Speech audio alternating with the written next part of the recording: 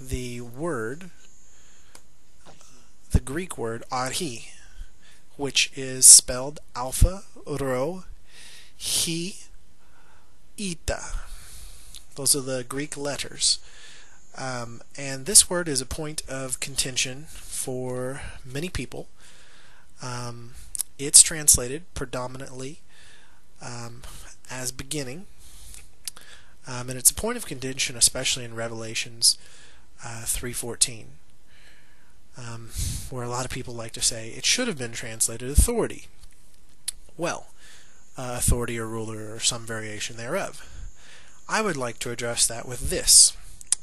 The fact that it has been translated as beginning in the King James 1611, the New King James, the New Living Version, the Wycliffe Bible, which was the first English translation of the Bible, the New American Standard Bible, the ESV, the ASB, and the New World Translation of the Bible as well. So, you know, there's quite a few versions that would all have to be completely wrong. You know, different groups of translators with different beliefs, some of them being Trinitarians, some of them not being Trinitarians, some of them being, you know, out of different denominations and churches, all coming to the same meaning. And in addition to this, when we look up the word arché, and we look it up in a Greek English lexicon, and that's what I have here. This is actually the third edition, done by Frederick William Danker, and we're going to look this up. And this is actually one of the what is considered to be one of the better lexicons. It's probably the best or the second best as far as accuracy and being comprehensive and bringing in other writings to really figure out what the word meant at that time. And when we look it up in here, we have the first definition, the commencement of something as an action, process, or state of beginning, of being or beginning. And we look at the second definition, one with whom a process begins, beginning. We look at the third definition, the first cause, the beginning.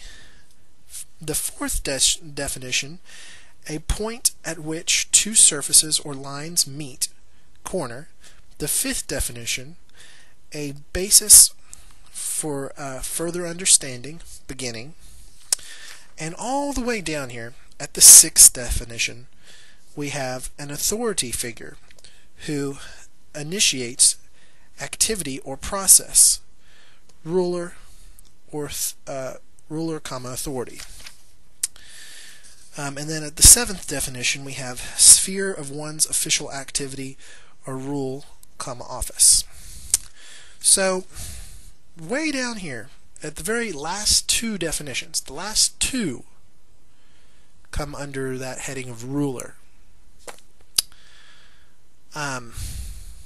So, not only would all of these translations have to be wrong, which have been rendered all the way from the 1300s into the 1980s, you know, the Wycliffe Bible dating back to the 1300s, and of course like the New American Standard, the New King James being much more modern. All of them throughout the whole time being wrong about this verse.